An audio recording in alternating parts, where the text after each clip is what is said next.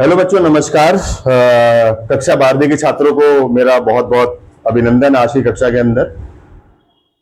पिछली बार हम लोगों ने अपना एक लेक्चर बताया था, मैंने आपको बड़ी बेसिक इंट्रोडक्शन दिया था फिजिक्स के बारे में।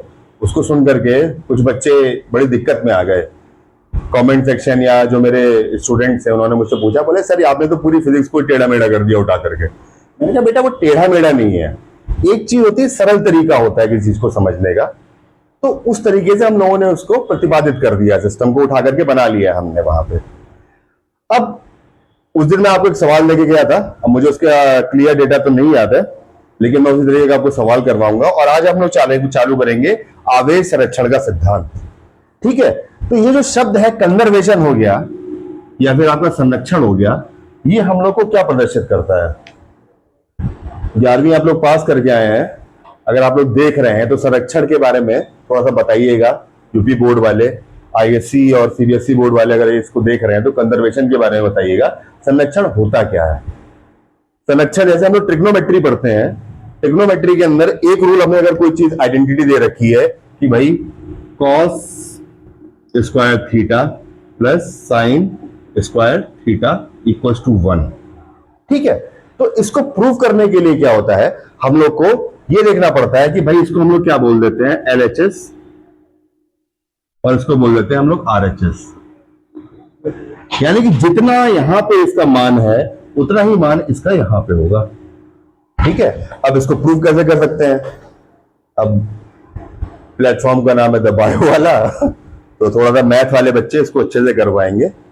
चलो कुछ करके देख लेते हैं इसको। ठीक है, मान लीजिए थीटा इक्वल्स टू 30 डिग्री हो गया यहां पे।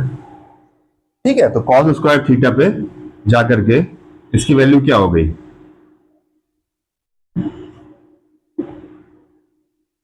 एलएचएस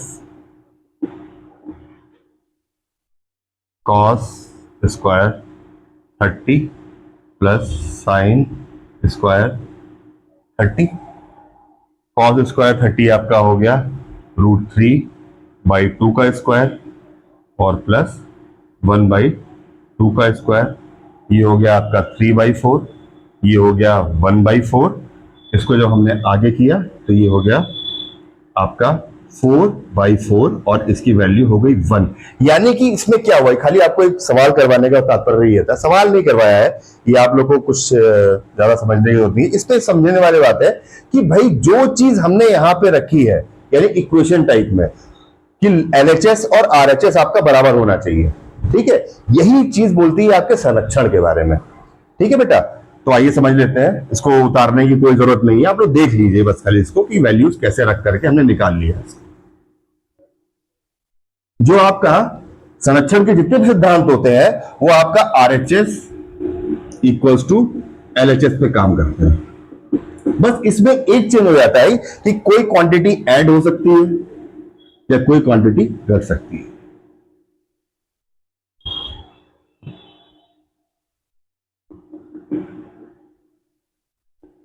समझाता हूं कैसे। एक बार इसकी हम लोग डेफिनेशन या इसकी परिभाषा हम लोग लिख लेते हैं। इसकी परिभाषा है, आवेश को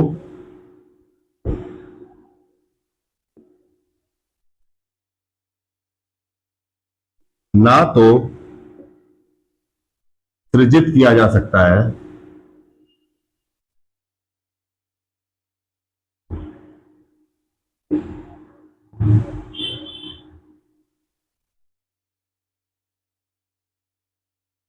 और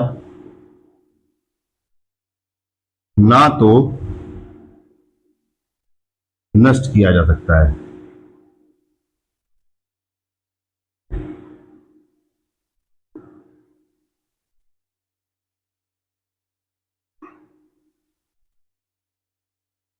इसका सिर्फ स्वरूप बदल सकता है।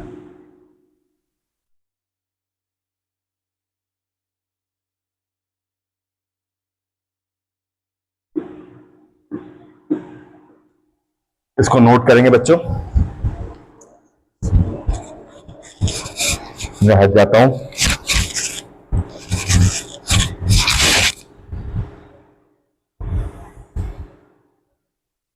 ठीक है, मिटा देते हैं इसको।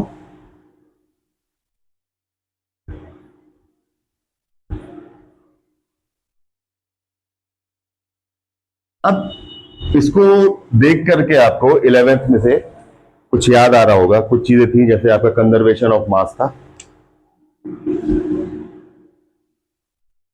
कंजर्वेशन ऑफ एनर्जी था। सेम डेफिनेशन है, सेम चीजें हैं, बस खाली यहाँ पे क्वांटिटी चेंज हो गई है आपकी। मास हो गया, एनर्जी हो गया, चार्ज हो गया, यानी कि ना तो इसको बनाया जा सकता है, ना तो इसको बदला जा सकता है, और ना तो इसको नष्ट किया जा सकता है, इसको सिर्फ बदला जा सकता है।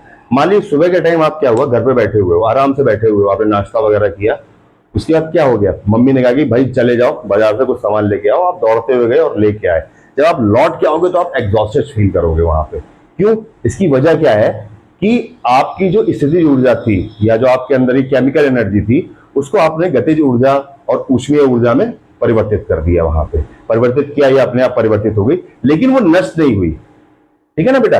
वैसे ही क्या होता है कि जो चार्जेस हो सकते हैं वो अपना स्वरूप बदल सकते हैं, लेकिन क्या करेंगे, इनको नष्ट नहीं किया सकता है, और इसको आप बना भी नहीं सकते हो। पिछली बार इस टाइप का मैंने आपको एग्जांपल दिया था कि एक ये आइसोलेटेड सिस्टम है,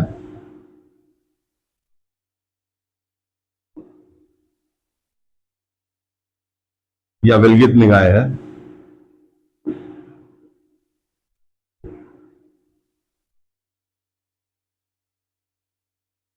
इसमें मान लीजिए 3 चार्ज हैं।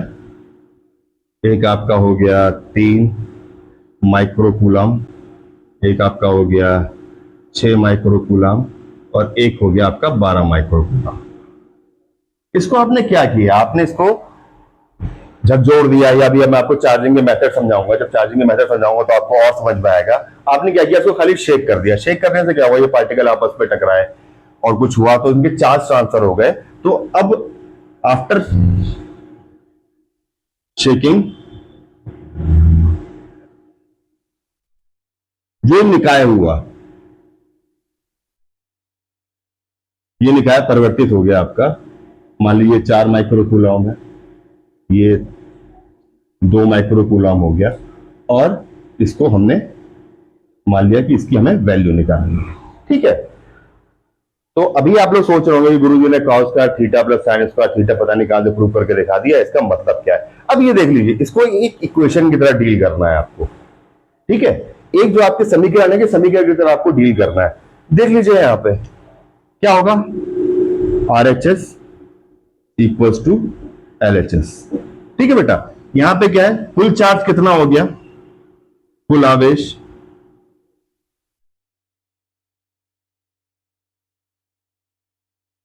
इसको मान लिया हमने सिस्टम नंबर 1, इसको मान लिया सिस्टम नंबर 2। ठीक है, कुल आवेश सिस्टम नंबर 1 और कुल आवेश सिस्टम नंबर 2। ठीक है, देखिए इसको कितना हो गया कुल आवेश, 3 microcoulomb plus 6 microcoulomb plus 12 microcoulomb equals to 4 microcoulomb plus 2 microcoulomb. अब इसको आपने क्या कर दिया, इसको आपने x मान लिया। मान लीजिए क्वांटिटी आपने मान ली यहां पे कि ये चार्ज जो है वो है x आपका। ठीक है, कर लिया, 6 3 9 9 और 12 21 microcoulomb equals to 6 microcoulomb plus x, तो x की वैल्यू हो गई आपकी 15 माइक्रोकूलम। माइक्रो, पिको, फैक्टो, ये सब आपने पढ़ा हुआ होगा, एंगस्ट्रॉम, ये सब आपने यूनिट आपने 11th में पढ़ी होगी, उसके अंदर आपको सब बता देते हैं। वैसे माइक्रो का मतलब आपको बता दूं मैं, ये आपको इस यूनिट के अंदर बहुत ज्यादा देखना पड़ेगा, कि जैसे 1 माइक्रोकूलम का मतलब हो गया 10 टू द पावर -6 कूलम। ठीक है बेटा, तो इस तरीके से हो गया। अब आपको पता चला कि मैंने आपको पहला वाला इक्वेशन क्यों करवाया था, इसीलिए इक्वेशन करवाया था कि इस तरीके का अगर कोई क्वेश्चन आता है, वैसे बहुत मुश्किल है, अगर इस तरह का कोई क्वेश्चन आता है तो आपको क्या कर देना है, इसको इस सिंपल इक्वेशन की तरह, एक समीकरण की तरह इसको सॉल्व कर देना है। ठीक है, अब इसकी बात कर लेते हैं कि भाई जो चार्जेस होते हैं, चार्जेस डिस्ट्रीब्यूट कैसे होते हैं। चार्जेस डिस्ट्रीब्यूट इस तरीके से होते हैं कि आपके यहाँ जो सबसे बड़ी चीज होती है, जो आगे भी पढ़ेंगे हम लोग, एक जो चीज होती है, जैसे आप केमिकल प्रॉपर्टीज ले या फिजिकल प्रॉपर्टीज ले, उसके सबसे ज्यादा मेन कैरेक्टर जो होता है, जो हीरो होता है, उसका वो इलेक्ट्रॉन होता है। ठीक है बेटा, अभी हम लोग आगे पढ़ेंगे क्वांटाइजेशन चार्ज के अंदर इलेक्ट्रॉन की सिस्टम क्या होता है आपका। तो उसका मेन कैरेक्टर होता है इलेक्ट्रॉन। जितने भी आपके चार्जेस बन रहे हैं, प्लस बन रहे हैं, माइनस बन रहे हैं, या कुछ ही बन रहे हैं आपके, ये क्या हो रहा है, चार्ज ट्रांसफर ऑफ इलेक्ट्रॉन से बन रहा है। समझ में आया आपको? इसके अलावा आपका प्रोटॉन न्यूट्रॉन कहीं नहीं जाता है। अभी तक हमको ये मान के चलना है कि जो आपका एटम है उसके 3 सब एटॉमिक पार्टिकल होते हैं, इलेक्ट्रॉन, प्रोटॉन, न्यूट्रॉन। तो जितना भी खेल करेगा यहाँ पे जो खिलाड़ी है वो आपका इलेक्ट्रॉन है। ठीक है बेटा? तो अब एक चीज इसको कहते थे कि हाँ भाई चलो ठीक है, सिंपल मैकेनिज्म में आपका सिस्टम सही हो गया। अब मान लीजिए हम इसको ले लेते हैं एक नाभिकीय अभिक्रिया के अंदर। नाभिकीय अभिक्रिया के बारे में क्या होता है, कुछ पता है किसी को? पढ़ के आए होंगे भाई आप लोग, हल्का फुल्का अंदाजा रहता है कि नाभिकीय अभिक्रिया क्या होती है, चेन रिएक्शंस क्या होती हैं? नहीं पता है? तो नाभिक जो आपके रेडियो एक्टिव पदार्थ होते हैं,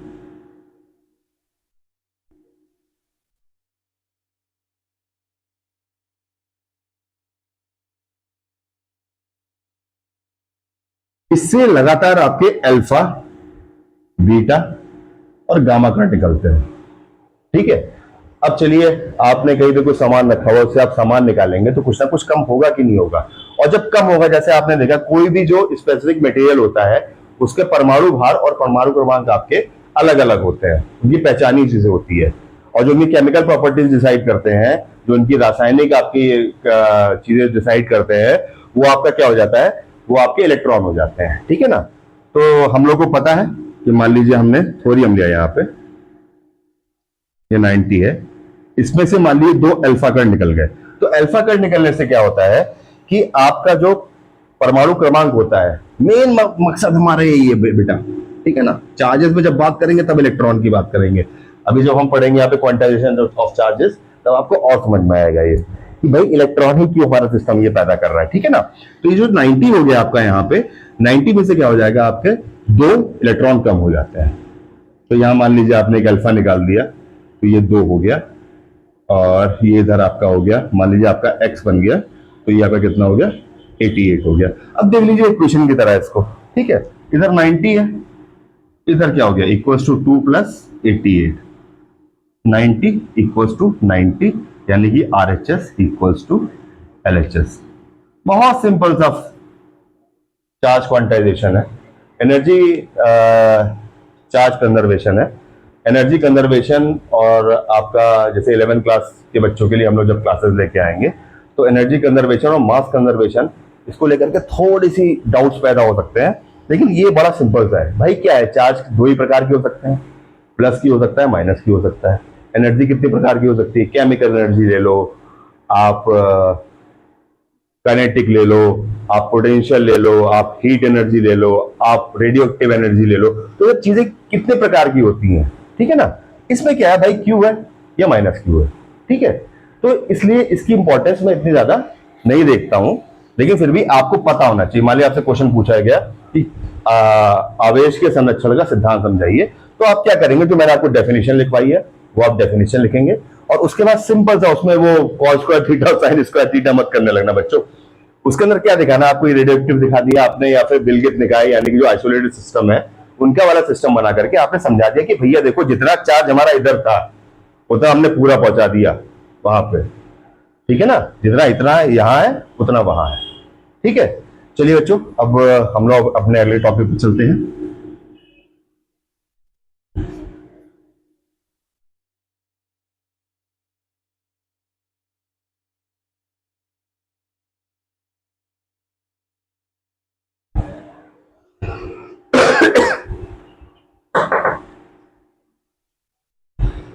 अगला,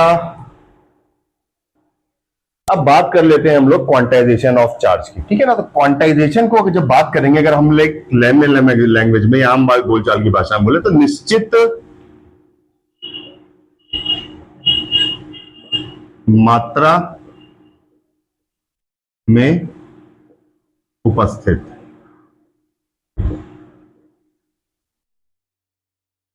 ठीक है। अब निश्चित मात्रा क्या हो गई आपकी? देखिए कुछ चीजें होती हैं जो क्वांटाइज होती हैं या फिर उनका परिमाणीकरण कर सकते हैं, और कुछ चीजें आपकी क्वांटाइज नहीं हो सकती हैं। ठीक है।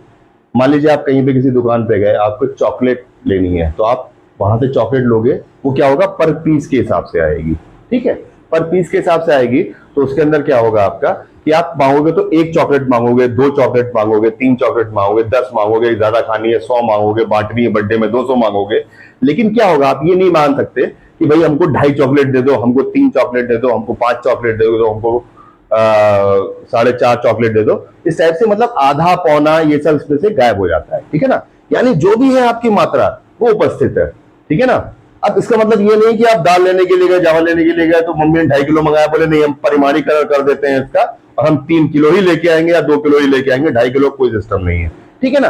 तो कुछ राशियां जैसे आपका मास हो गया, इसका क्या हो गया, ये परिमाणीकरण नहीं किया सकता है इसका। ठीक है ना। इसका क्वांटाइजेशन नहीं किया सकता है। ठीक है। और जो आपका आवेश है ये क्वांटाइज होता है। ठीक है ना। तो इसकी पहली डेफिनेशन एक सिंपल डेफिनेशन है जो आपको याद करने के लिए अच्छी हो जाएगी। पहली डेफिनेशन आपकी ये है, जो आपकी परिभाषा है,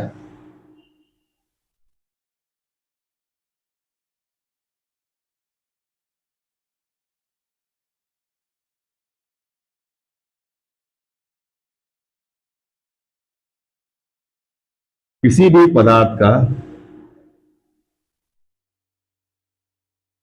मूलभूत रूप से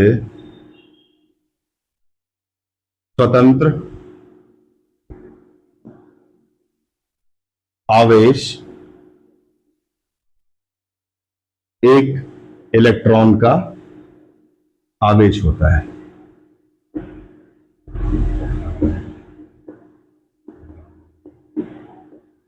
यानी कोई भी चीज होगी, जो भी चीज चार्ज होगी, इसका जो बेसिक होगा, उसका बेसिक होगा आपका आवेश। जो आपका चार्ज होगा इलेक्ट्रॉन का, वो इसका आवेश तुम्हारा, ये इसका मूलभूत होगा। यानी कि इसका जो बेसिक प्रॉपर्टी है वो इलेक्ट्रॉन से ही आपकी जनरेट होगी, या फिर जो बेसिक प्रॉपर्टी है आपकी वो इलेक्ट्रॉन ही प्रतिपादित करेगा इसको कि भैया जो है इलेक्ट्रॉन है। ठीक है। अब क्या हो गया, इसको थोड़ा समझ लेते हैं। इसको नोट कर लिया होगा अगर आपने, तो इसको नोट कर लीजिए, तो इसको समझते हैं क्या है ये।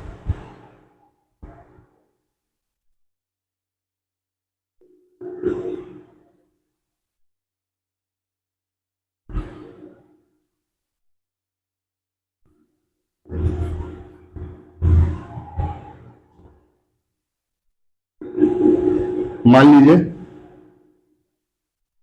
एक ये एटम है, न्यूक्लियस है।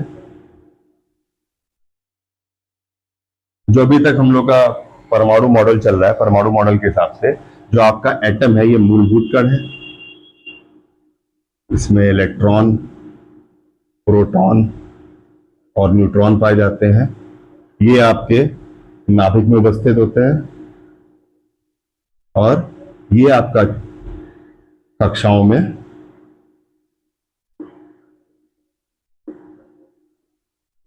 चक्कर लगाते हैं।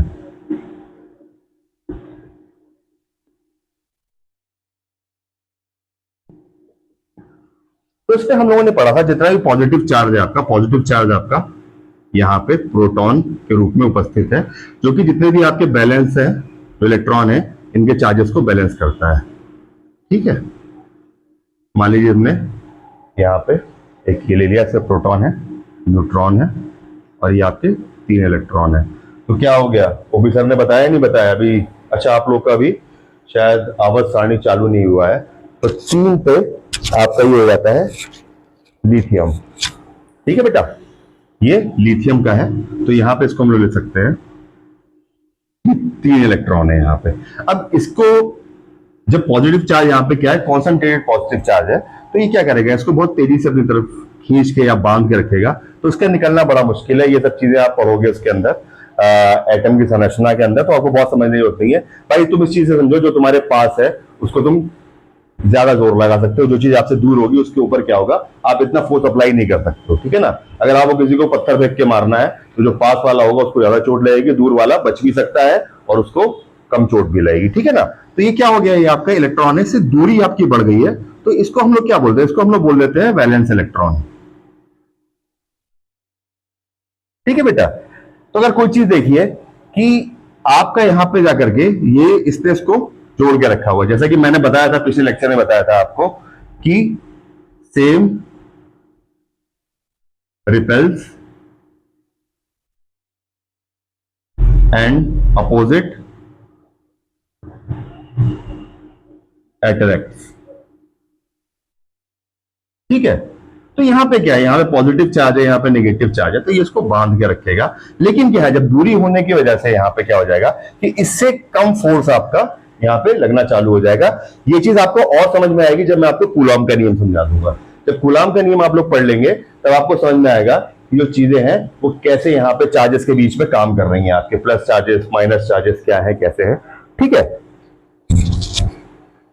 तो इसके अंदर अगर आप थोड़ी सी भी एनर्जी ट्रांसफर करते हो तो ये अपनी सेल छोड़ करके स्टेबिलिटी की तरफ भागता है। ठीक है ना, यानी ये मैंने खाली आपको बताने के लिए, इसको जब हमारी केमिस्ट्री क्लासेस होंगी तो आपको बताएंगे यहाँ पे ये शेल कैसे बैलेंस होती है, आपका मॉलिक्यूल्स कैसे बनते हैं।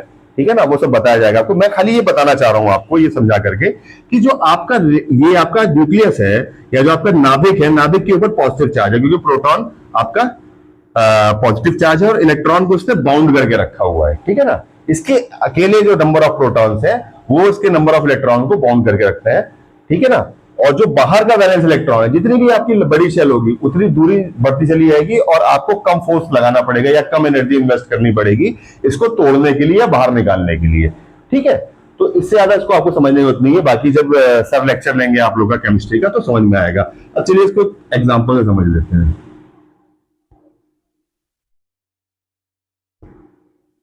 हम सबने एक बड़ा सिंपल सा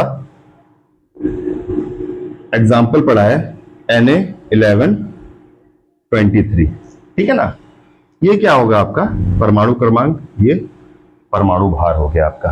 अब आप अगर यहां पे कहते हो कि भैया 11 है और यहां पे 23 है, ठीक है ना, तो उसका एक फॉर्मूला, बड़ा बेसिक सा फॉर्मूला था, आपको पता होगा कि नंबर ऑफ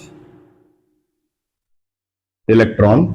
ये बेटा मैं बहुत बेसिक से बता रहा हूं, जिनको थोड़ा बहुत भी नॉलेज नहीं है या कुछ नहीं, किसी ने पढ़ा नहीं है, किसी ने थोड़ी सी लापरवाही कर दी अपने पिछले सालों के अंदर, इसलिए मैं इसको इतने बेसिक से बता रहा हूं।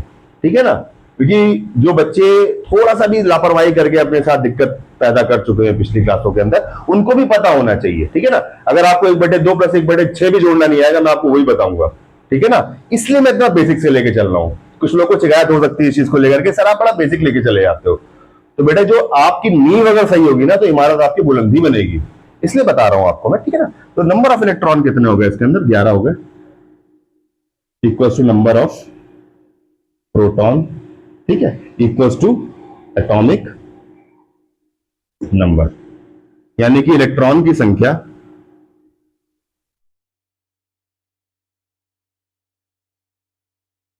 प्रोटॉन की संख्या बराबर प्रोटॉन की संख्या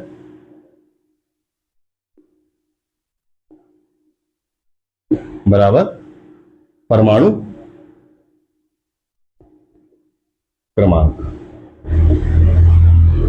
ठीक है, अब किस किस को पता है कि इलेक्ट्रॉन के ऊपर नेगेटिव चार्जेस हैं और प्रोटॉन के ऊपर पॉजिटिव चार्जेस है, ये सबको पता होता है। ठीक है ना,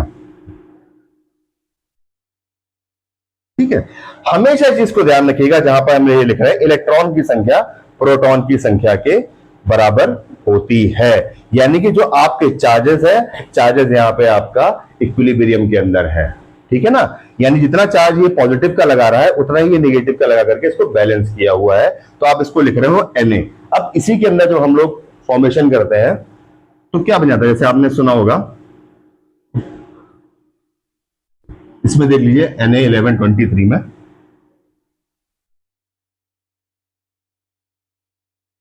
ये क्या हो गया, नंबर ऑफ इलेक्ट्रॉन हो गए। यहां पे क्या हो गया आपका नंबर ऑफ प्रोटॉन क्या हो गया, आपने क्या किया टोटल नाभिक में से 23 में से नंबर ऑफ इलेक्ट्रॉन या फिर नंबर ऑफ घटा दिए, तो आपका नंबर, सॉरी न्यूट्रॉन हो गया ये।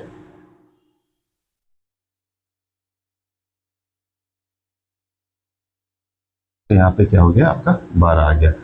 अब ये कहेंगे सर ये तो इक्विलिब्रियम गड़बड़ हो रहा है भाई, यहाँ पे 11 यहाँ पे 11, ये न्यूट्रॉन 12 कहां से आ गया। तो बेटा इसका चार्जेस को लेकर के कोई बहुत बड़ा सिस्टम नहीं होता है, क्योंकि ये क्या होता है, ये आपका एक न्यूट्रल पार्टिकल होता है, ठीक है ना, इसके ऊपर कोई आवेश नहीं होता है, ठीक है ना। तो इस चीज से समझने वाली बात है। अब मान लीजिए कि आपको बनाना है Na+ हो गया आपका, सोडियम पॉजिटिव बनता है, पता है आयन है, धन आयन है। इसमें क्या हो गया, इसमें क्या हो गया, आपका एक इलेक्ट्रॉन ट्रांसफर हो गया, यानी पहले आपके 11 इलेक्ट्रॉन थे, अब आपके 10 रह गए, यानी कि 10 इलेक्ट्रॉन को बैलेंस करने के बाद में आपके पास एक इलेक्ट्रॉन का, एक प्रोटॉन का पॉजिटिव चार्ज अतिरिक्त बच गया है यहाँ, ठीक है ना, इसलिए पॉजिटिव आ जाता है। ठीक है बच्चों, चलिए अब आगे चलते हैं।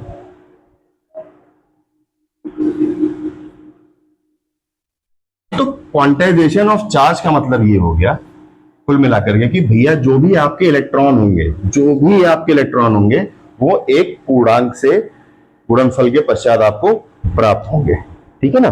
जैसे अगर होगा तो आप क्या होगा, आपका एक इलेक्ट्रॉन होगा, 2 इलेक्ट्रॉन होंगे, 3 इलेक्ट्रॉन होंगे, and so on, n electron होंगे, ठीक है ना, या फिर -1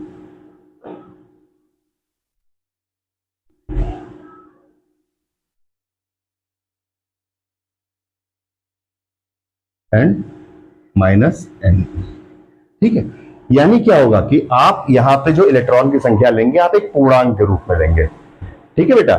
पूर्णांक के रूप में लेने का मतलब यह है कि 1.2, 1.5, 2/7 इस टाइप की चीजें नहीं आएंगी, मतलब 1.5 इलेक्ट्रॉन कहीं नहीं जाएगा, जाएगा तो 1 जाएगा, 2 जाएगा, 50 जाएंगे, 100 जाएंगे, लेकिन कहीं पे ऐसा नहीं होगा कि 1.5 गया, 2 गया, 5.5 गया, 6.5 गया, इस प्रकार से नहीं जाएगा। यानी कि जो आपका चार्ज होता है, जो आपका आवेश होता है, ये क्वांटाइज हो जाता है और ये एक निश्चित मात्रा में उपस्थित होता है। इसको देख लेते हैं, चार्ज को हम प्रदर्शित कर देते हैं, Q = ±NE, ठीक है। ये आपका एक फॉर्मूला होगा, इससे आपको निकालने को आ जाता है कि भाई कितने इलेक्ट्रॉन है, कितने प्रोटॉन है, कितना क्या है, ठीक है।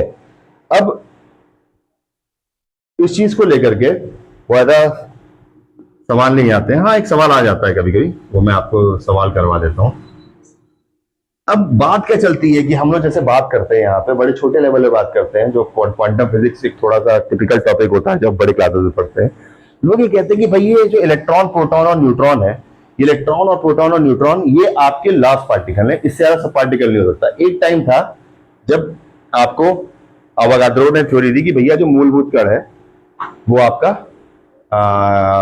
एटम है, डाल्टन ने कहा मूलभूत कण एटम है, इससे ज्यादा नहीं तोड़ सकते हैं। अच्छा, इंसान के दिमाग में क्या रहता है, जिसको आपने कह दिया कि नहीं कर सकते हैं वो करके जरूर देखेगा एक बार।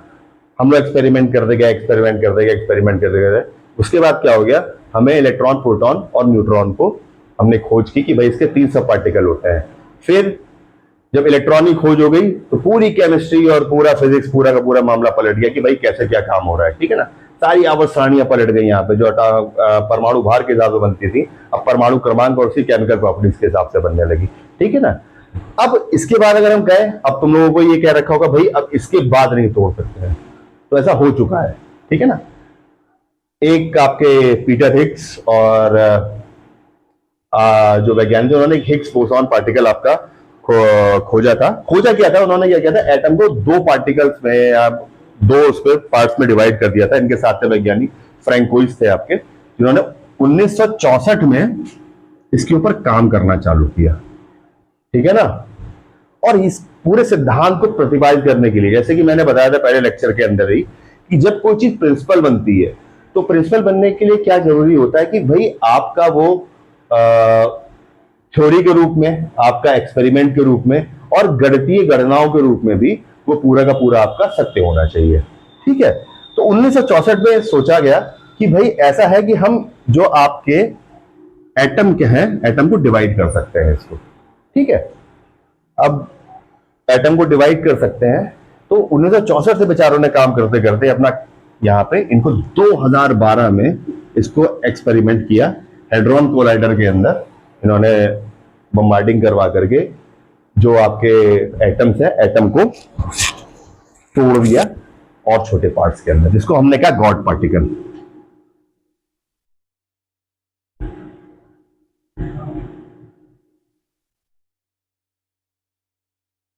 ईश्वरीय तत्व, यानी कि जो गॉड पार्टिकल है, अब हम लोग ये मान के चल रहे हैं कि इससे ज्यादा छोटा कुछ नहीं हो सकता है। तो बच्चों हमने माना था कि एटम से छोटा कुछ नहीं हो सकता, फिर हमने माना इलेक्ट्रॉन प्रोटॉन न्यूट्रॉन से छोटा कुछ नहीं हो सकता। भाई साहब ने तोड़कर, हिग्स भाई ने, फ्रैंकोइस ने तोड़ के दिखा दिया तुमको कि इससे भी छोटा कुछ हो सकता है, ठीक है ना। अच्छा, मैंने पिछले लेक्चर में ये भी बताया था कि सर आपको बताएंगे कि जो आपके चार्जेस होते हैं ना, चार्जेस आपने कह दिया इलेक्ट्रॉन, भाई इलेक्ट्रॉन के अलावा आपके पार्टिकल हो सकते हैं, ठीक है ना, जैसे क्वाड हो गए, एंटी क्वाड हो गए, इनके ऊपर चार्जेस क्या होते हैं कि और छोटे चार्जेस होते हैं। मान लीजिए EY3 हो गया, EY4 हो गया, ठीक है ना। लेकिन क्या होता है, अब आप कहोगे कि सर यहाँ पे आप अपने क्वांटाइजेशन ऑफ चार्ज की बात ही गलत साबित कर रहे हो। बेटा मैंने क्या लिखवाया, मैंने क्या आपको बताया, मैंने ये बताया कि जो चार्ज आपका स्वतंत्र रूप में विचरण कर सकता है या स्वतंत्र रूप में इधर से उधर जा सकता है, वो आपका क्या है, इलेक्ट्रॉन है, ठीक है ना। ये आपके चार्जेस हैं, E/3 और E/4 है, क्वाड और एंटी क्वाड हो गए। ये थोड़ा सा, लेकिन क्या है, ये स्वतंत्र नहीं है भैया, ये गुलामी के अंदर है, ठीक है ना, इसे गुलामी है इनके, कुछ नहीं कर सकते। आपके घर में डॉग्स होंगे, पेट्स होंगे, क्या हुआ, आपका मन किया बांध दिया, आपका मन किया खोल दिया, ठीक है। ये बेचारे गुलाम हैं, ठीक, कहीं जा नहीं सकते, ठीक, कहीं विचरण नहीं कर सकते।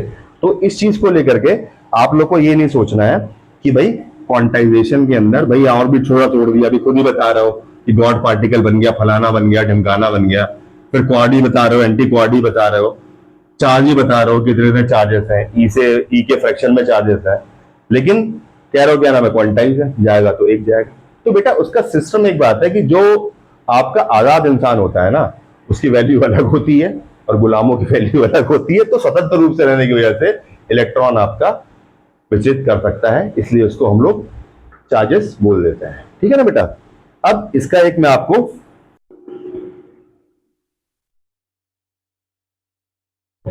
एक छोटा क्वेश्चन कभी कभी पूछ लिया जाता है मल्टीपल चॉइस में या बहुविकल्पीय क्वेश्चन में कि क्या किसी वस्तु को 80 गुणा 10 की घात -18 कूलम से आवेशित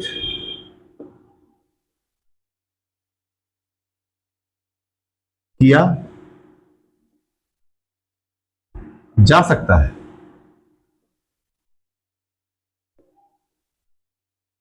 ठीक है बच्चों, तो अभी इसके पहले हम लोग क्वांटाइजेशन पढ़ रहे थे। क्वांटाइजेशन का मतलब था कि भाई हम किसी भी उल जलूल या फिर आपका अनमेंट चार्ज के नंबर से इसको चार्ज नहीं कर सकते हैं। जो आपका नंबर आएगा वो पूर्णांक होना चाहिए, यानी कि पूरा एक इंटीजर होना चाहिए। इंटीजर क्या हो गया आपका 1 से लेकर के n तक, जहां तक भी आपको गिनती पता है वहां तक आपका लाई करता है। तो इस तरीके के सवाल में यदि आपका जवाब पॉइंट्स में आ रहा है या फिर उसमें फ्रैक्शंस में आ रहा है, तो वहां पे आपको तुरंत कह देना है कि नहीं, ठीक है ना। चलिए इसको सॉल्व करके देख लेते हैं। मैंने आपको फॉर्मूला बताया था Q = NE। निकालना है क्या है, हमको n निकालना है। Q हमको पता है 80 गुणा 10 की घात -18, Q हो गया। E हमारा कितना हो गया 1.6 इंटू 10 की पावर -19 हो गया, और यहाँ पे हमें n ज्ञात करना है। ठीक है, थोड़ा आगे कर लेते हैं इसको। ये फॉर्मूला लगाया तो जब हमको n निकालना होगा, E इधर चला गया, Q/E हो गया आपका ये। ठीक है, Q क्या हो गया आपका 80 गुणा 10 की पावर -18 बटे 1.6 इंटू 10 टू द पावर -19। अच्छा हाँ, इतने दिनों में एक चीज मैं ये भी भूल गया था, कुछ बच्चों को बड़ी समस्या होती है इस प्रकार का सवाल करने में। भाई मुझे भी समस्या होती है, हम पढ़ रहे थे, बड़ी समस्या होती है। आईएससी वालों के लिए तो थोड़ा सही हो गया, उन लोगों के जो इंजीनियरिंग कैलकुलेटर है वो अलाउड है उनके एग्जाम के अंदर। लेकिन हमारे यूपी बोर्ड के जो बच्चे हैं उनके साथ बड़ी दिक्कत हो जाती है कि सर इसका आंसर बड़ा गड़बड़ आता है। ठीक है, अभी तो ये बड़ा सिंपल सा सवाल है, तो ये सॉल्व हो जाएगा यहाँ पे। लेकिन इसको करने का तरीका मैं आपको समझाता हूँ थोड़ा सा, ठीक है ना। इसको करने का तरीका क्या है कि आप जितनी भी 10 की घातें हैं एक तरफ कर लीजिए, ठीक है ना। 80 1.6 छोटा है, अभी जाकर के जब बड़े बड़े फॉर्मूले आएंगे उनके अंदर पॉइंट की वैल्यू होगी, 10 की घातें होंगी आपकी, जब उसको सॉल्व करोगे तो वो सिस्टम आपका ठीक बैठेगा इस तरीके से। मुझे लगता है कि सबसे बढ़िया तरीका यही है कि आपने क्या किया, जो भी आपके मैग्नीट्यूड्स हैं आपने एक साइड में रख लिए, 10 की पावर आपने एक साइड में रख ली, -18 और -19, ठीक है। अब क्या कर दिया यहाँ पे इसको हमने सॉल्व किया, तो ये कितना हो गया आपका, ये हो गया 800 यानी कि 50 हो गया यहाँ पे, ठीक है। इसमें क्या हो गया, जब हम इसको ऊपर ले जाते हैं तो 10 की पावर -18, 11th में आपने पढ़ा होगा 10 की पावर 19, 500 और ये कितना बचा यहाँ पे 50, सॉरी 500 टोटल इसका आंसर आ गया, क्योंकि यहाँ पे बचा कितना, यहाँ पे 10 बचा, ये हो गया आपका 50 × 10, तो 500 इलेक्ट्रॉन्स आपके पास हो, यानी कि इसको आवेशित किया जाता है। अब यहीं पे कोई क्वांटिटी ऐसी होती जब इसका आंसर आ रहा होता है कि 25.5 आ रहा है या फिर 36.8 आ रहा है, यानी कि यहाँ पे सीधे आप लिख देते हैं यहाँ पे कि भैया इस चार्ज से हम किसी चीज को आवेशित नहीं कर सकते हैं, इस आवेशित से किसी को आवेशित नहीं कर सकते हैं, ठीक है, समझ में आ गया। जब न्यूमेरिकल करेंगे तो इसके और अच्छे चार्ज आपको मैं न्यूमेरिकल करवाऊंगा कि भाई कितने इलेक्ट्रॉन की जरूरत पड़ेगी, कितना चार्ज हो जाएगा, इतना इलेक्ट्रॉन ट्रांसफर हुआ, ये सब चीजें करेंगे हम लोग। कूलम्स लॉ के बाद में एक आप लोग का न्यूमेरिकल का सेशन लूंगा मैं, जिसके अंदर आपको तकरीबन मैं 10 बढ़िया न्यूमेरिकल, 10 से लेके 11 बढ़िया न्यूमेरिकल जो मुझे लगता है कि बहुत इंपॉर्टेंट है और बहुत सारे कॉन्सेप्ट आपके क्लियर कर देंगे, उसके लिए स्पेशल क्लास बनाऊंगा और पूरा का पूरा एक एक कैलकुलेशन के साथ आपको करके दिखाऊंगा यहाँ पे कि हाँ कैसे हो गया। क्योंकि जैसे बच्चे क्या करते हैं ना, कैलकुलेशन के अंदर आपकी पावर सॉल्व करने में कैसे करना है, क्या नहीं करना है, इसमें दिक्कत हो जाती है उनको, ठीक है ना। तो यहाँ पे मैं उसको पूरा सॉल्व करके दिखाऊंगा और वो सेशन मेरी समझ से सबसे बढ़िया सेशन होगा। क्यों? क्योंकि एक बेसिक प्रॉब्लम है, बहुत सारे बच्चों के संपर्क में आते हैं, बच्चे बोलते हैं कि सर समझ में तो सब कुछ आता है, कर तो हम सब कुछ लेते हैं, लेकिन ये सवाल नहीं बनता है। तो सवाल क्यों नहीं बनता है? सवाल इसलिए नहीं बनता है कि आप अपने बेसिक्स की तरफ नहीं लौटते हैं। बच्चे क्या करेंगे, बच्चे कोई कैलकुलेशन कर रहे हैं, उन्होंने गलती कर ली, उसी को ठीक करने में लगे रहेंगे कि हाँ भैया ठीक कर लो, ठीक कर लो, ठीक कर लो। उसको ठीक नहीं करना है भाई, उसको काटो। अगर आपने एक बार 6 पंजे 36 पढ़ लिया तो वो आप उस पूरी कैलकुलेशन करना 6 पंजे 36 पढ़ते रहोगे। आप क्या करो, शुरुआत से लेके अंत तक उसको काटो और दोबारा से करो। ये मेरा तरीका है। अब आप लोग कहोगे सर इसके अंदर टाइम बड़ा वेस्ट होगा, तो बेटा उससे कम वेस्ट होगा जो आप अपना सही करने में समय लगाओगे, ठीक है ना। तो ये हो गया न्यूमेरिकल। हम लोग जब करेंगे तो कुछ और आपको टेक्निक्स भी सिखाऊंगा, जिससे आपकी जो एरर प्रिसीजन हो जाएगा ये आपका ठीक हो जाएगा, ठीक है ना, जो गलतियां हैं आपकी। चलिए अब अगली चीज पे चलते हैं, जिसको हम बोलते हैं आवेशित करना। कैसे आवेशित किया जाता है किसी भी चीज को? भाई कोई चीज है पॉजिटिव, उसको नेगेटिव चार्ज करना है, कोई नेगेटिव है उसको पॉजिटिव चार्ज करना है। खेल खाली पॉजिटिव नेगेटिव का है, लेकिन दुखी करने के लिए बहुत काफी है, ठीक है ना। तो पहला इसका सिस्टम हो जाएगा आपका बाइक कंडक्शन।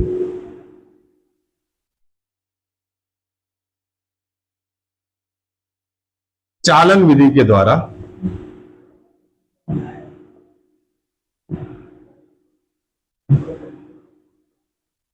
आवेशित करना।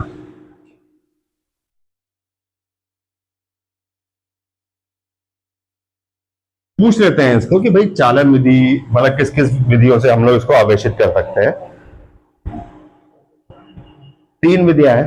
पहली विधि है आपकी चालन विधि से, दूसरी है आपकी इंडक्शन यानी कि स्वप्रेरित तरीके से, और तीसरा है आपका फ्रिक्शन यानी घर्षण के तरीके से, ठीक है ना। तो चालन विधि से कैसे करना है? चालन आपको पता है, आपने 10th में पढ़ा होगा कि भैया क्या किया आपने, वायर कनेक्ट कर दिया किसी चीज में, यहां से बैटरी है, ये सर्किट है, ये आर है, बी है, ये आई चल रही है, ठीक है ना। तो क्या कर रखा है, इसमें सब कुछ कनेक्टेड है। अब इसके बीच में एक की लगाते थे हम लोग, ठीक है ना। की लगाने के बाद क्या था, जब ये क्लोज रहती थी यानी क्या हुआ कि आपका सिस्टम कनेक्टेड है, ठीक है। और जब ये ओपन रहती थी तो क्या होता था कि इसके बीच में कोई चालन नहीं हो रहा, यानी कि यहाँ पे करंट आपकी ब्लॉक हो जाती थी। ओपन सर्किटेड बोलते थे इसको हम लोग, ठीक है ना। यानी कि सर्किट आपका खुला हुआ है, कहीं से लेके कहीं तक कनेक्शन नहीं है, तो आपका क्या हो जाता था, ये आप इसको मान लेते थे कि इसके अंदर करंट नहीं बह रही है। तो अभी करंट की बात नहीं कर रहे हैं, अभी हम आवेश की बात कर रहे हैं, ठीक है ना। तो चालन का मतलब क्या हो गया कि आपने किन्हीं भी 2 बॉडीज को कनेक्ट कर दिया, थ्रू अ वायर कनेक्ट कर दिया, आपस में छुआ दिया उसको, या फिर रगड़ क्या, हाँ छुआ दिया इसको, तो क्या हो गया, ये कंडक्शन वाला हो जाएगा। ठीक है ना, मान लीजिए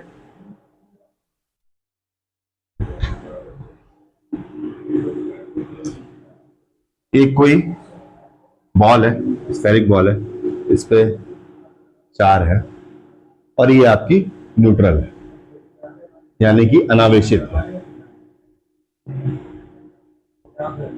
ठीक है, या तो उसके अंदर वायर लगा दिया या फिर क्या किया, इन दोनों को आपस में छुआ दिया, तो ये चार्ज इधर ज्यादा है। अब एक चीज हमेशा देखना, एक वर्ड होता है फ्लो।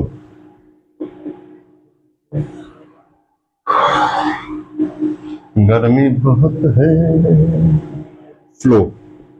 एक वर्ड आप लोग पढ़ते हैं, फ्लूड पढ़ते हैं, तो फ्लूड आपका फ्लो से ही बना है।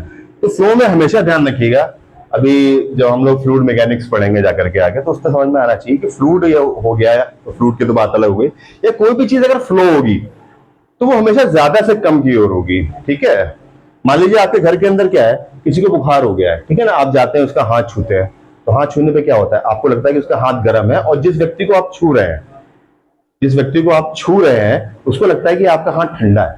ठीक है, क्या वजह है कि दोनों के चार्ज में, सॉरी हीट, क्या नाम है, टेम्परेचर में डिफरेंस होता है, इसको डिग्री ऑफ हीट बोल देते हैं हम लोग। टेम्परेचर में डिफरेंस होता है, और ये तब तक फ्लो करता है कि जितना भी आपके पास ज्यादा टेम्परेचर है वो थोड़ा कम टेम्परेचर की तरफ शिफ्ट ना हो जाए। ठीक है बेटा, तो जो भी चीज होगी, कोई भी चीज अगर फ्लो करेगी तो वो ज्यादा से कम की तरफ फ्लो करेगी। ठीक है ना, तो यहाँ क्या है भाई, चार्जेस ज्यादा है, वाले नेगेटिव नेगेटिव है, यहाँ पे भी चार्जेस आ जाएगा।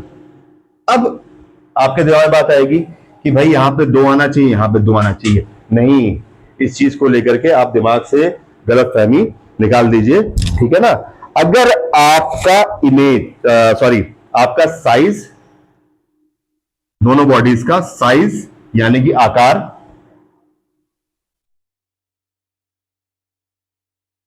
शेप और मटेरियल सेम है, ठीक है ना बेटा, अगर आपका यहाँ पे साइज मतलब आकार, शेप और आपका मटेरियल अगर आपका सेम है, तब जो चार्ज डिस्ट्रीब्यूशन होगा वो आपका सेम होगा, नहीं तो उसी साइज और शेप के अनुसार आपका चार्ज का डिस्ट्रीब्यूशन होगा। समझ में आ गया। अब क्या, तो भैया 1 किलो की बॉल ये है, 2 किलो की बॉल है, इसको चार्ज करके ले गया पास में, दोनों बराबर हो गया, बेटा कैपेसिटी भी तो कुछ ना कुछ होगी उसकी ना। ठीक है ना, अब मान लो मुझे देखो, मैं उठ करके 6 रोटी खाता हूँ, ½ किलो चावल खाता हूँ, अब किसी बेचारे हल्के फुल्के आदमी को ले आओ, वो 2 रोटी में उसका पेट भर जाता है, तो क्या होगा, कैपेसिटी है मेरी, मुझे ज्यादा चार्ज चाहिए, मुझे ज्यादा एनर्जी चाहिए। ठीक है ना, जो थोड़ा, अब मुझे दौड़ा दो तो मेरी गतिज ऊर्जा कम हो जाएगी, हुआ ना बेटा, कंजर्वेशन ऑफ एनर्जी इसके अंदर। तो पतला आदमी होगा उसके अंदर गतिज ऊर्जा ज्यादा होगी, और जो थोड़ा मेरी तरह मोटा आदमी होगा उसके अंदर क्या होगी, स्थिति ऊर्जा थोड़ी ज्यादा हो जाएगी। ठीक है ना, तो समझ में आ गया। यानी कि अगर शेप, साइज और मटेरियल, मान लीजिए एक चीज, एक तांबे का गोला है, एक आपका लोहे का गोला है, दोनों की चालकताएं अलग अलग है, ठीक है ना, कंडक्टेंस दोनों की अलग अलग है, तो क्या हो जाएगा, दोनों में ये अनइवनली डिस्ट्रीब्यूट होगा, यानी कि अलग अलग रूप में डिस्ट्रीब्यूट होगा। ठीक है ना, तो इसको लिख लीजिए एक बार।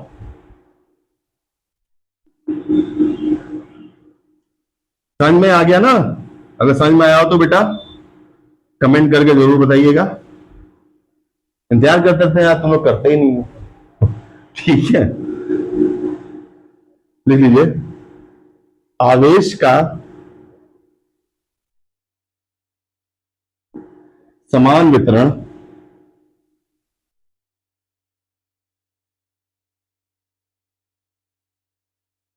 उसके आकार, प्रकार व जिस तत्व से वह बना हुआ है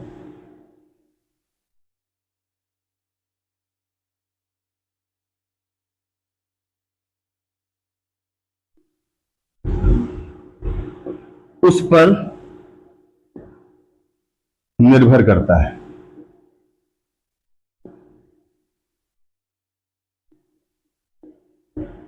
Means the equal distribution of charge depends upon the same size, shape and the material,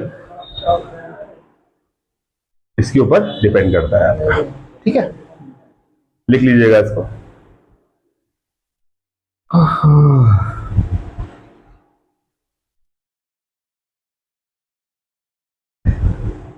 चलिए इसको हम लोग हटा देते हैं यहां से। अब अगला हो जाता है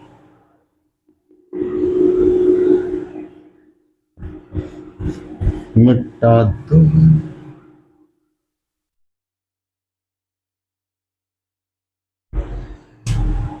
ठीक है, प्रेरण विधि से चालन।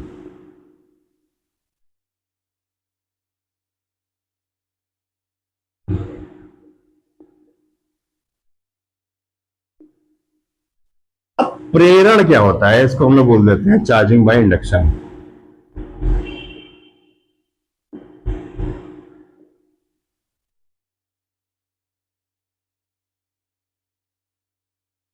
ठीक है, प्रेरणा हम किससे लेते हैं भाई? प्रेरणा हम गांधी जी से ले सकते हैं, प्रेरणा हम चंद्रशेखर आजाद से ले सकते हैं, या किसी को भी अपना प्रेरणा, किसी को खिलाड़ी से प्रेरणा लेता है तो कोई यहाँ पे घर थोड़े ना आता है कि भाई मैं आप इसको छू दूंगा तो ये प्रेरित हो जाएगा। ठीक है ना, क्या करता है, अपने विचार बताता है, अपनी चीजें बताता है आपको कि उसने क्या संघर्ष किया, क्या जीवन में आगे बढ़ा। वो उससे क्या हो जाता है, आप प्रेरित होते हो कि हाँ भाई देखो उसकी लाइफ स्टोरी है, वो इतना परेशान था, उसने ऐसे ऐसे किया, आज की डेट में वो बहुत अच्छे तरीके से अपना जीवन यापन कर रहा है, या फिर उसने देश के लिए कर दिया, उसने घर के लिए कर दिया। तो इसमें क्या होता है, आपको डायरेक्ट कांटेक्ट नहीं करना है। ठीक है ना, मतलब छू के ही लोहा सोना नहीं होगा, पारस पत्थर नहीं है प्रेरण। ठीक है ना, तो प्रेरण विधि से चालन क्या है कि थोड़ा दूरी से भी आप इसको चार्ज कर सकते हो। आपको नहीं जरूरी है तो वायर लगाओ, आपको नहीं जरूरी है कि आप उसको आपस में टच कराओ या कुछ भी कराओ उसको। ठीक है, तो इसके अंदर मान लीजिए आपका एक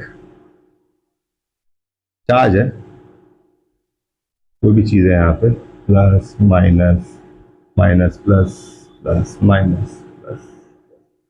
इसको आपको क्या करना है, आपको इसको पॉजिटिवली चार्ज करना है। ठीक है ना, आपको इसको धनावेशित करना है इस पूरी चीज को लेकर। ठीक है, तो इसके लिए आप क्या करेंगे, आपको दूरी बनाए रखनी है। इसके लिए आप क्या करेंगे कि इसके पास में एक ऋणावेशित चार्ज ले जाएंगे। ठीक है, अब आपने पढ़ा है, मैं 3 या 4 बार रिपीट कर चुका हूं, ये जिंदगी भर रिपीट करने वाली बात है कि भैया जो आपका सेम होता है, यानी कि अगर समान आपके आवेश होंगे तो वो एक दूसरे को क्या करेंगे, एक दूसरे को धक्का देंगे, रिपेल करेंगे। और जो आपके अलग अलग चार्जेस, यानी प्लस क्यू माइनस क्यू है, प्लस 2q माइनस 2q है आपका, तो ये जब आपका सिस्टम होगा तब क्या हो जाएगा, वो एक दूसरे को आकर्षित करेंगे, यानी कि same attract and opposite repels. इसको बार बार बोलते रहा करो बेटा, ये आपके सामान्य जीवन में भी काम आता है। ठीक है ना, तो जब हम इसको नेगेटिव को लेके आएंगे तो क्या हो जाएगा, ये पोलराइज हो जाएगा। पोलराइज का मतलब क्या हो जाएगा कि एक तरफ एक चार्ज का इकट्ठा हो जाना और एक तरफ एक चार्ज का इकट्ठा हो जाना। देखिए जैसे इसको हम लेके गए तो अब क्या होगा, ये तो नेगेटिव ही है, छुआया तो है नहीं, ये तो यहीं पे रहेगा, ट्रांसफर कुछ नहीं हुआ है। ये क्या करेगा, जो आपके पॉजिटिव चार्ज वाले हैं इसको आप यहां पे खींच लेगा और इसको नेगेटिव यहां पे बना देगा। आप लोगों ने पढ़ा होगा वो पोलर कोवेलेंट बॉन्ड पढ़े होंगे, उसके अंदर उसमें क्या होता है, जिसकी वैद्युत ऋणात्मकता ज्यादा होती है वो अपनी तरफ खींच लेता है। ठीक है ना, तो यहाँ पे नेगेटिव था, इसने क्या किया, पॉजिटिव वाले को एक तरफ कर लिया। ठीक है, और उसके बाद क्या किया कि नेगेटिव वाले को एक तरफ कर लिया, यानी क्या हो गया, पोलराइज हो गया, एक जगह सारे चार्जेस इकट्ठे हो गए, पॉजिटिव एक तरफ हो गया, नेगेटिव एक तरफ हो गया। अब आपने क्या किया, यहां पे जाकर के एक अनचार्ज मटेरियल लगा दिया। ठीक है, इसके बीच में आकर्षण लगा हुआ है आपका, और ये नेगेटिव चार्ज है आपका। ये क्या करेगा, तुरंत इस तरफ भागेगा, क्योंकि ये तो इसको रिपेल ही कर रहा है, तो जगह छोड़ के भागने की कोशिश कर रहा है, कोने में बेचारा खड़ा हुआ है कि जहां जगह मिले वहां हम चले जाए। ठीक है, ये यहां जाकर के इस पर निगेटिव हो जाएगा। ठीक है ना, तो ये नेक्स्ट में क्या हो जाएगा आपका, ये नेगेटिव चार्ज हो जाएगा आपका, ये आपका फुली पॉजिटिव चार्ज हो जाएगा, और इधर आपका नेगेटिव चार्ज हो जाएगा। ठीक है, तो प्रेरण विधि यही होती है भैया, प्रेरण कितना भी कर लो, लेकिन जब तक कर्म नहीं करोगे तब तक आपको कुछ भी नहीं मिलेगा। यानी क्या हुआ, यहां पे आकर के आपको कहीं ना कहीं पे इसके अंदर कंडक्शन कराना पड़ा, तब जाकर के आपका चार्ज यहाँ पे टोटली पॉजिटिव बना। ठीक है ना, टोटल धनावेशित बना। ठीक है ना, अब एक तरीका और हो सकता है, चलो ठीक है ये भी खत्म करो, अब तुमने कहा कि ठीक है ये चलो ये चार्ज वार्ज हटा देते हैं, इसका एक तरीका हो सकता है। इसका एक तरीका क्या हो सकता है कि जब आपने इसको पोलराइज कर लिया, आपने एक तरफ बंद कर लिया इसको, आपने क्या कर दिया, इसको अर्थ कर दिया। ठीक है, अर्थ कर दिया। अर्थ करने का मतलब है जो एक्सेस ऑफ इलेक्ट्रॉन है वो आपने इसको धरती की तरफ भेज दिया। धरती क्या है? धरती को बोलते हैं इलेक्ट्रॉन का समुद्र, यानी आप जितना मांगोगे उतना मिलेगा, जितना देना चाहोगे सब अपने अंदर समाहित कर लेगा ये। ठीक है, तो ये सारे के सारे जो निगेटिव चार्जेस थे ये यहाँ पे चले गए और अब आपका क्या हो गया, ये पॉजिटिव हो गया और ये निगेटिव हो गया और ये पॉजिटिव। तो इसको हम लोग बोल देते हैं प्रेरण विधि से चालन। अब एक विधि और होती है जिसको हम लोग घर्षण विधि से चालन कहते हैं। इसको मैं अगले लेक्चर में डिस्कस करूंगा। छोटा सा टॉपिक है, 5 से 8 मिनट का टॉपिक है, बहुत ज्यादा दिक्कत नहीं होगी आपको समझने में। और उसके बाद मैं चालू करूंगा जो कि बहुत इंपॉर्टेंट है। एक न्यूमेरिकल इस पे बनता ही बनता है, एक आपका जो गणितीय सवाल है इसके ऊपर बनता ही बनता है आपका, जिसको हम लोग बोलते हैं कूलम्स लॉ। उसका आपको कूलम्स लॉ, उसका वेक्टर रिप्रेजेंटेशन में बताऊंगा। ठीक है, और उसके बाद ये खत्म होने के बाद में इसके कुछ सवाल हैं जो मैं कूलम्स लॉ को लेकर के और कंडक्शन और इस चीज को लेकर के आपको न्यूमेरिकल सेशन लूंगा, इसमें आपको बढ़िया प्रॉब्लम्स कराऊंगा। चलिए, आज गर्मी भी बहुत ज्यादा है, बहुत बहुत धन्यवाद और कृपया लाइक सब्सक्राइब करें अपना और चीजों को लेकर के कृपया सपोर्ट करें। हम लोग भी बहुत मेहनत कर रहे हैं, देख रहे हैं पूरे पसीना वसीना हो रखा है। आप लोग बढ़िया करेंगे तो हमारा भी कुछ होगा और हम आपके लिए अच्छे अच्छे वीडियोस लेके आते रहेंगे। नमस्कार।